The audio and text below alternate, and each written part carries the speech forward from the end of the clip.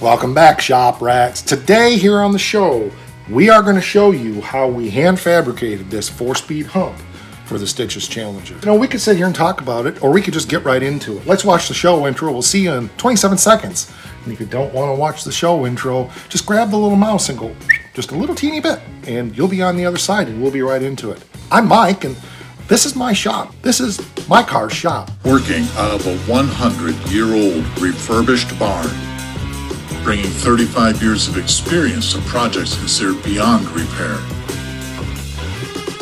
Vision, creativity, and problem solving are essential tools in this place. Watch as we transform junk into polished metal miracles.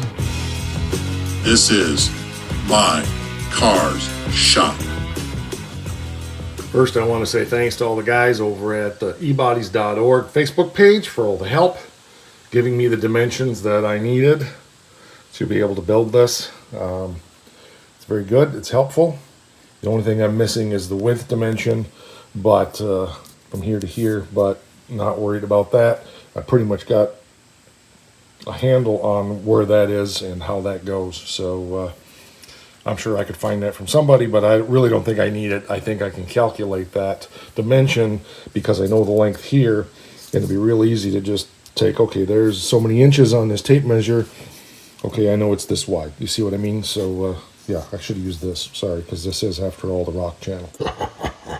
This is really, you guys have been waiting for this for a long time to see me make this 4-speed hump, and I'm excited to make it. We'll be using a bunch of different tools and techniques today to do that. Also, even though for you guys watching, this is a month later, I'm going to do this for my own self, is to say, hey, to all the guys, all of our partner channels, all of our friends that are out in Sykeston today, right now, taking in that great event at the No Name Nationals. So if you haven't seen any of that, search YouTube for that and check out what's happening right now. But like I said, for you, it's probably 3 weeks down the road because I'm falling behind on my production schedule here. But we're trying to get caught up. One of the things that you will notice over time as you've watched the channel is making any of this stuff does burn up an incredible amount of sheet metal to make this hump. You know, we're going to use a big chunk of this, and we just got to figure out exactly what we're going to use. This is a piece of 20 gauge. I'm pretty sure, although it feels pretty heavy for 20. I do have a big piece of 19 I thought about using, but this is supposed to be 20, that's what we bought, but it feels heavier than 20 to me, so if it's a little heavy, that's good. But anyway, so I need to start figuring out the layout, which means I need to get my tapeworm and start doing stuff.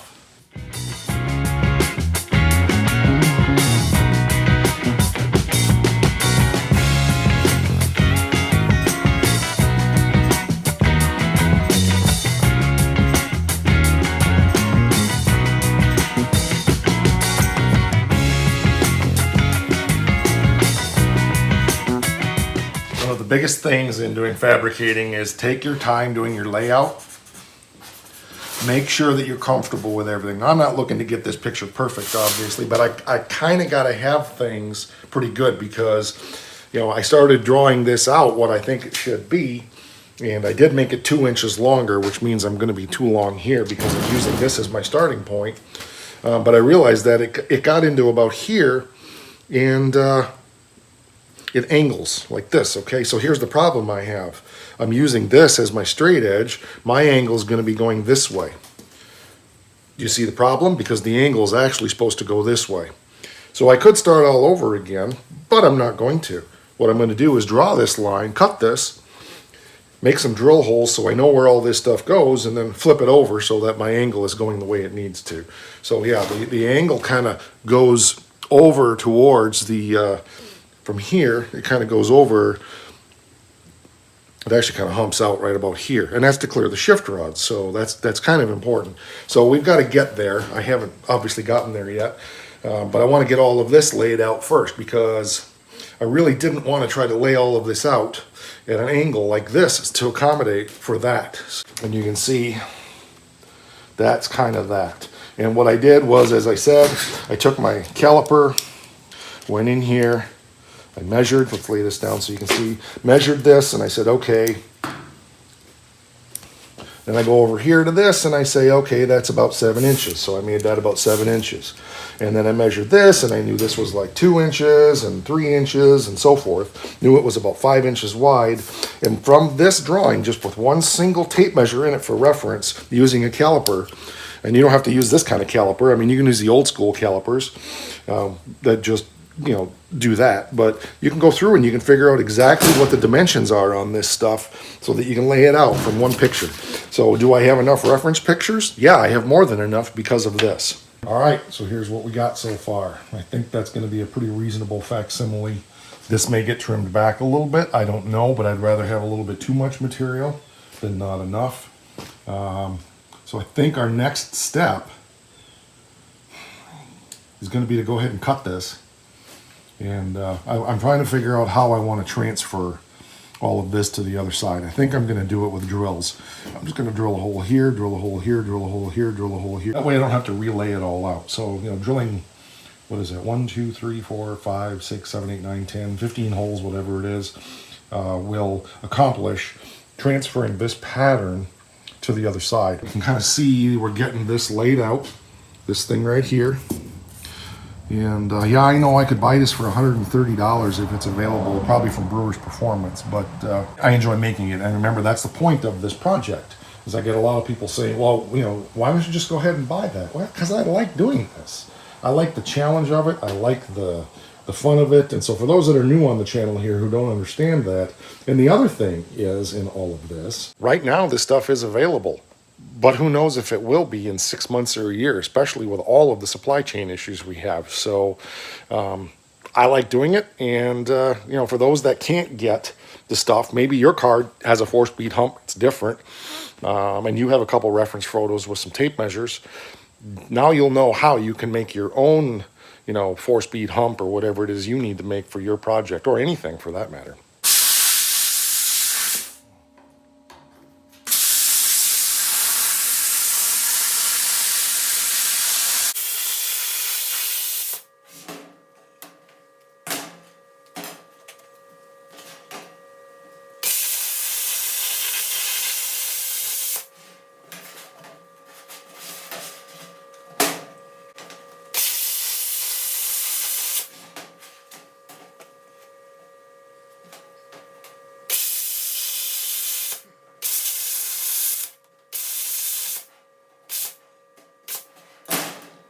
I used the plasma cutter to just get her done quick. So sliced it there, sliced it. I did put these on off camera. Yeah, I didn't slice it here. That was the straight edge. But anyway, ran it down here. So the next trick is I need to make this part up in here.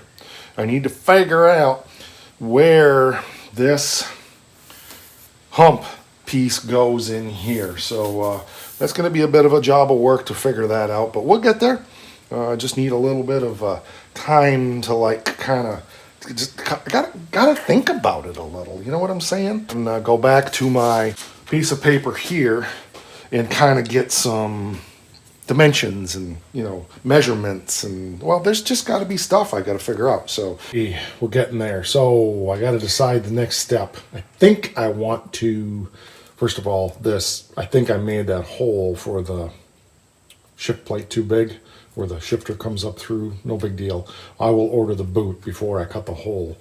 Hopefully this isn't back too far. I don't think it is, based upon what I'm seeing on how that hump up there is made. But we got to fit the shifter in there. We got to fit the console in there. Putting the boot on would probably be a good idea. There's just a lot of different things. So I got to kind of do some cogitating here for a minute. May have cut a little bit too much off right in here. Don't know. Again, I don't really have anything to go by. I'm just making it up as I go. But I don't think that I'm in bad shape up there, as long as we're okay here. And I will know that as soon as I drop the console on there, because this bracket is a known quantity. And then that one up there is right up a 1 inch. It's not there yet, but there'll be one inch in front of that shifter boot. So that'll give me an idea where I belong. And putting the console on here will tell me if this isn't close to the right place. And so again, having the parts around it really helps you be able to fabricate. Well, I hate it when I'm right, but I was right. And I should have realized it, because where that bend is up there is where the line, that's the 27-inch length for that hump. And that lines up with the seam And so I put a reference line back here, and of course I've got my shifter lined up basically in the middle of my hole, even though I'm pretty sure that hole is a bit big. I said I'm not going to cut that right now. I'll get the boot, and quite frankly, the hole can be whatever the heck it needs to be as long as it's smaller than the boot. So we'll just use the boot plate as a tracer and call that good. But now that I have my reference line, I know where it is, and 100% now I know that that has to be an automatic console plate top, which I will scratch my head about that for a while. Don't know if I want to modify that one. I may use it as a pattern to make my own, because that's what I do around here. I'm thinking that's what I'll do. Let me show you my thought. I will try to insert the pictures I have of the stick top. This hole is up here and it's a bit longer. But what I can do is use this as a pattern on a piece of polished aluminum. And so this is going to be absolutely a godsend to have this. So wasn't a waste, Eric. I appreciate you sending it to me, because even though I don't think I'm going to be able to use it on this project, I will use it on another one, I'm sure. But I can use it as a pattern because I didn't have anything, and so that's awesome. That's going to save me a ton of time. The other thing I want to reiterate is single pedal, right? So why they cut this out of here? They must have wanted that shifter and those brackets for the automatic for some reason, and they just blasted it out of there. I'm liking that a lot better now. That's console's in the right spot because our holes are lined up back here. Our shifter is in the approximate location of where I know that four-speed shifter plate. So that's good.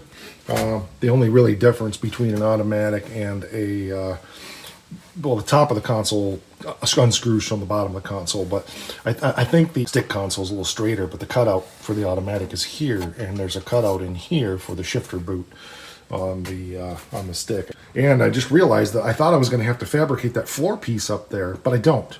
So this is where I can start to have fun and get creative. I'm pretty confident that my top of the hump that I've got here is good. I got plenty of clearance in here for my shift rods now. I know that for a fact that the shift boot sticks out beyond the edge of this console because of the pictures I've seen. So things are kind of starting to fall together here now. So I'm kind of excited that I don't have to make that piece up there. Remember I said I was going to make this center console or not center console, this 4-speed hump removable anyway. So this is it's kind of fun the way this is coming together here. So I got some ideas about what I'm going to do up there. And now we need to start making the sides that go down to meet the floor. So we got to get the floor back in here. So let's do that real quick. That's kind of ish for now. So we got issues up there, obviously, and stuff and other stuff, and then there's stuff. But we can start making our sides to come down to join into this floor, and then figure out how we're going to flange it and so forth. But it gets kind of complicated from this point. The next thing I want to do is definitely 100% make the sides to come down. Let's make our tunnel side. Yeah, that's a ticket. I put 2 Clecos in so that it's 100% locked in position now because I lined it up straight with the console. I think we're in good shape now to start making those sides. There's rounded edges. There's just stuff to make. So we got some stuff to do now that's going to take us some time.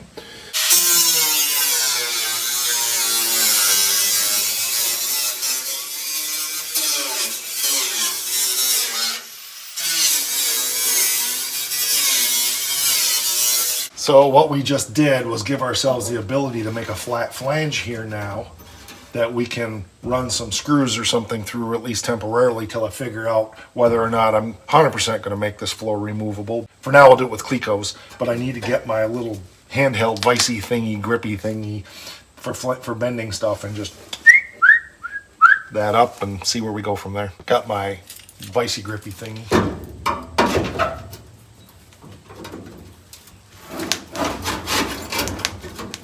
This is gonna work.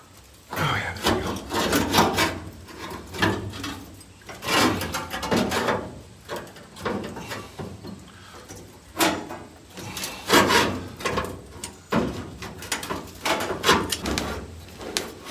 Ow. On the floor.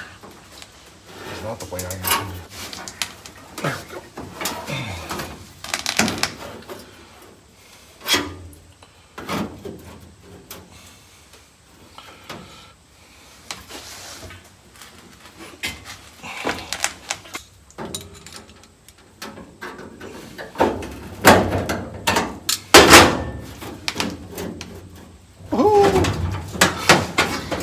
rotisserie wheels aren't locked. There we go. That's not bad. Okay, let's get our Cleco holes drilled up here. Looks like my lens is dirty on the camera. Sorry about that.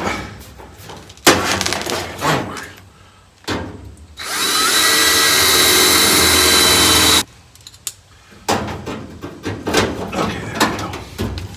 Fairly square. Doesn't look like it. What did I do?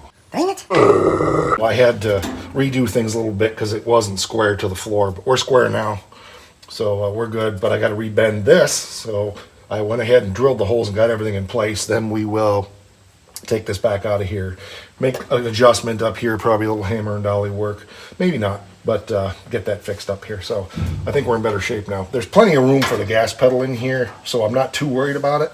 But still, you know, we want to kind of make things look reasonably, respectably similar to the factory. Much better. Okay, now we can start the process of making the sides.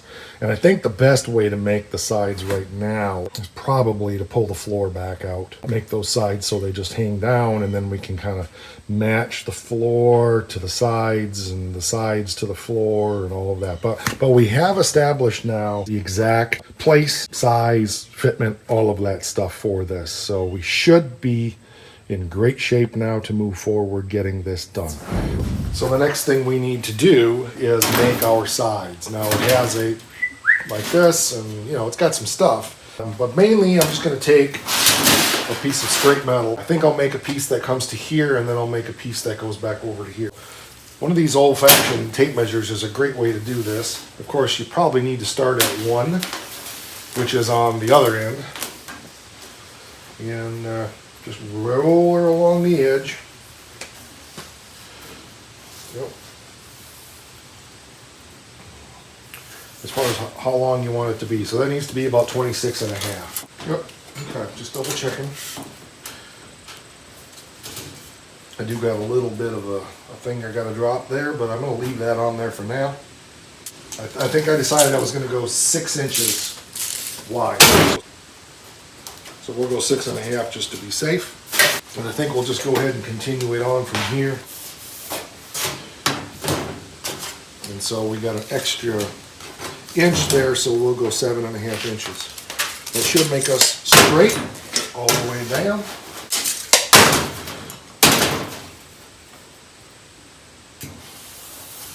Our next step now is to make the roll on the top of this all the way down.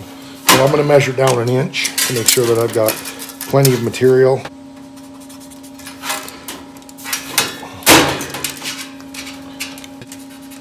Okay, and then we'll take and we'll cut with the cutoff wheel down to that inch mark in each one of these locations. So then we can take it over there to the pipe, which you probably can't see. I'll show you in a second. And we can start to pink each one of these little pieces over. So what I decided to do is straighten this back out a little bit so I can just go along here. And of course I want to keep my the center of this, the center of the pipe, and just start bending this over to get the curvature that I want.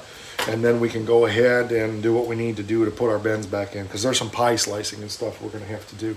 So I'm going to do this on, I'll do a couple not on time lapse, and then we'll go ahead and time lapse this.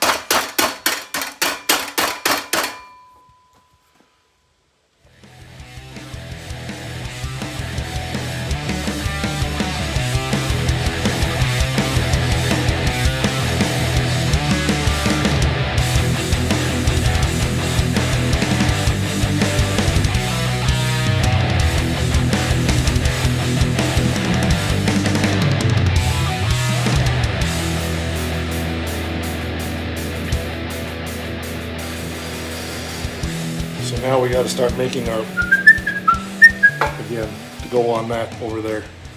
All right, so we kind of got things bent into place. Now my next step is going to be to go ahead and get these exactly in place by putting a bunch of clecos in here.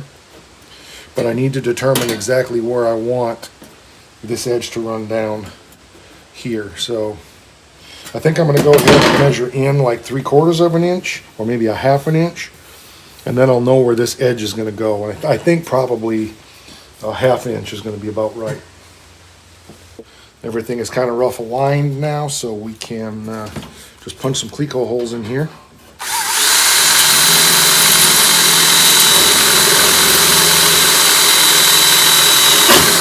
And I really try to put, once you drill a hole, get the cleco in, because things can shift easily. So now that won't shift. I don't think I'm going to bother putting one out here. I'm just going to come down here for now.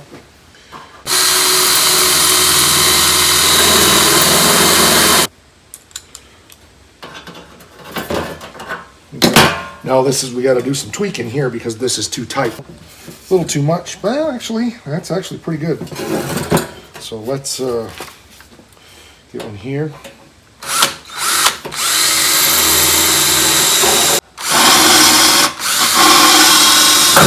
Yep, that worked. Okay.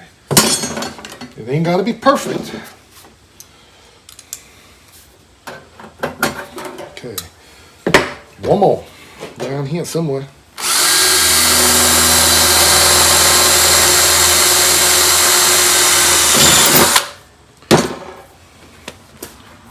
Gotta get some more clecos. I have so many projects being held together with clecos that I'm running out of them. Okay, there we go.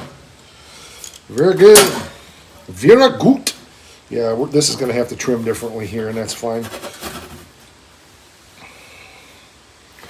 But probably going to put one more up here because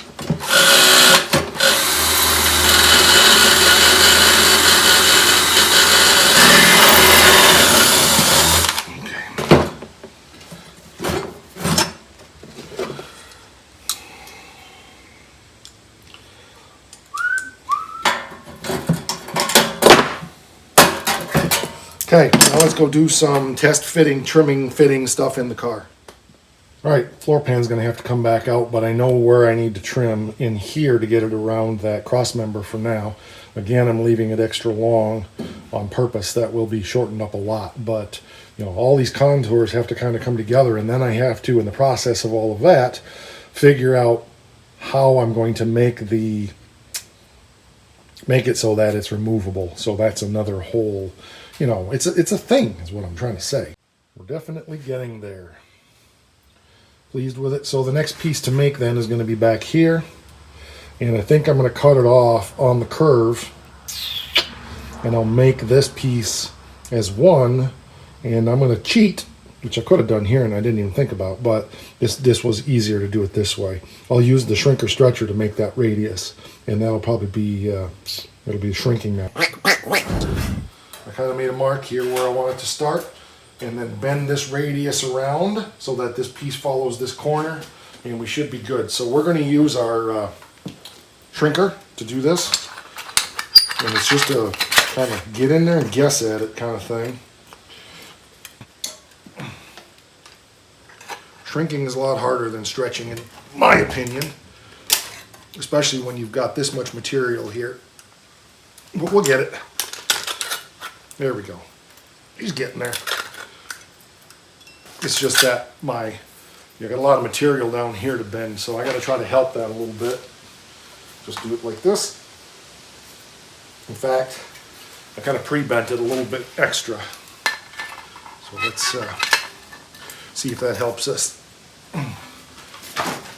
This may not work. We may have to do the old pie slice method. We'll see.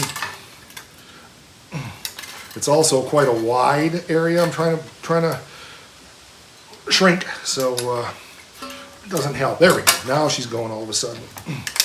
Sometimes it just seems like the metal has to fold enough to make it worth its while.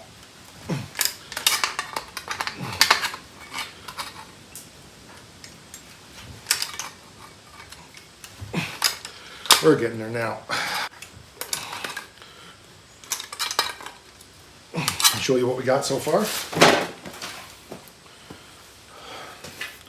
So you can see how it's coming around. Well, obviously we got a ways to go, but it's getting there.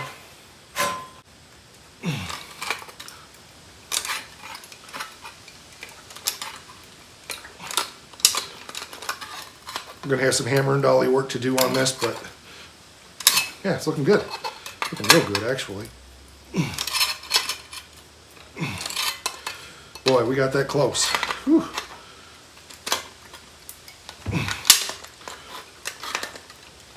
Okay, we got to hammer and dolly this corner back up, but let's see where we're at here.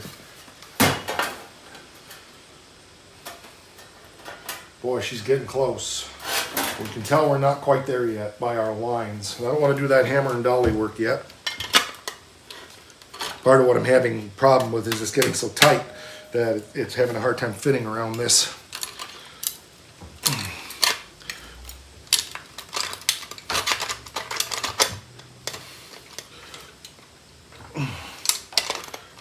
Okay, I think well, it fell apart.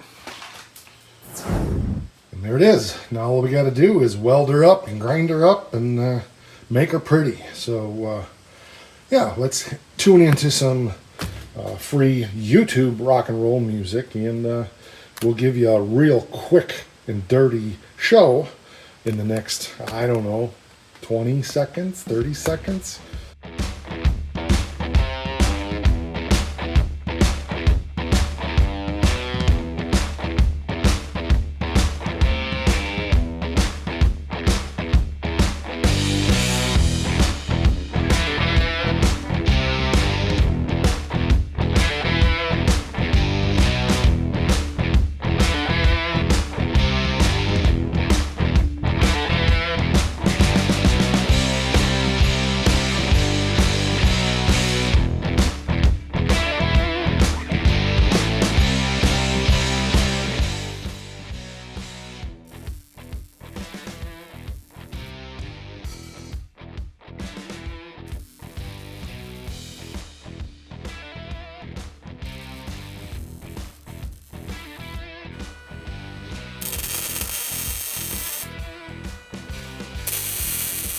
There we go. You'll notice I was pouring the raspberries to it pretty hard. I'm running out of time and I just wanted to get it done. Oops, I missed a little bit right there. I'll fix that. No, next thing we're going to do is grind it up. It's got a little teeny bit of warpage in here. I don't care. Like I said, it's hidden underneath everything anyway. So I was pouring the raspberries to it way harder than I would on anything that was visible. But, all right, I'm going to touch that one spot up there and then go over this with a grinder and get it all ground up. And dressed it up a little bit, and then we'll show you what we got.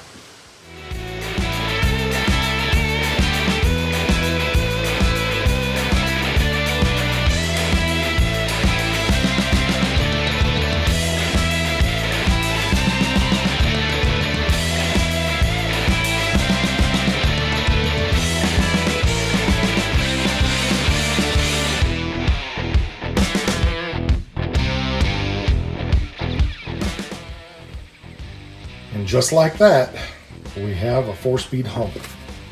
So, good progress here. I'm going to get that painted up because everything rusts around here so fast and so badly, and I will include pictures of it painted in the outro after I do the show closing. So you have to watch through that to see it. But I'm really happy with that. Turned out good. I'm not crazy welding, grinding. I mean, I don't mind if welds show. To me, it's sometimes I feel like trying to get a seamless weld that shows absolute, like puts the two pieces together and shows nothing. I get it. It shows skill, and I appreciate that skill. Don't get me wrong. But I just don't see the point. For me, it's about sticking two pieces of metal together and making it look decent and moving on to the next thing.